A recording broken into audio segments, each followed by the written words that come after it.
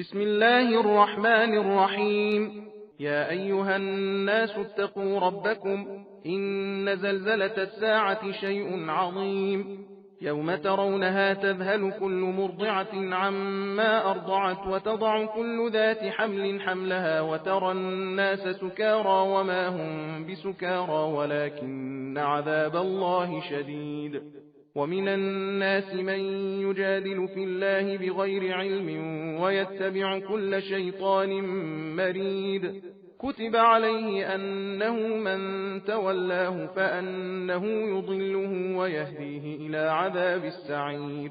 يا أيها الناس إن كنتم في ريب من البعث فإنا خلقناكم من تراب ثم من نطفة ثم من علقة ثم من مضغة مخلقة وغير مخلقة لنبين لكم، ونقر في الأرحام ما نشاء إلى أجل مسمى ثم نخرجكم طفلا ثم لتبلغوا أشدكم، ومنكم من يتوفى ومنكم من يرد إلى أرذل العمر لكي لا يعلم من بعد علم شيئا. وترى الأرض هامدة فإذا أنزلنا عليها الماء اهتزت وربت وأنبتت من كل زوج بهيج.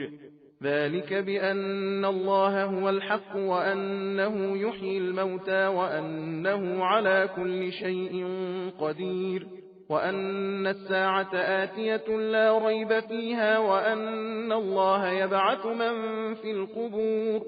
ومن الناس من يجادل في الله بغير علم ولا هدى ولا كتاب منير، ثاني عطفه ليضل عن سبيل الله، له في الدنيا خزي ونذيقه يوم القيامة عذاب الحريق.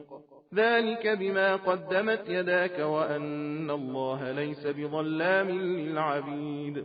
ومن الناس من يعبد الله على حرف فإن أصابه خير اطمأن به وإن أصابته فتنة انقلب على وجهه خسر الدنيا والآخرة، ذلك هو الخسران المبين.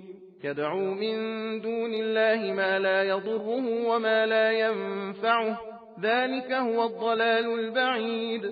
يدعو لمن ضره أقرب من نفعه، لبئس المولى ولبئس العشير.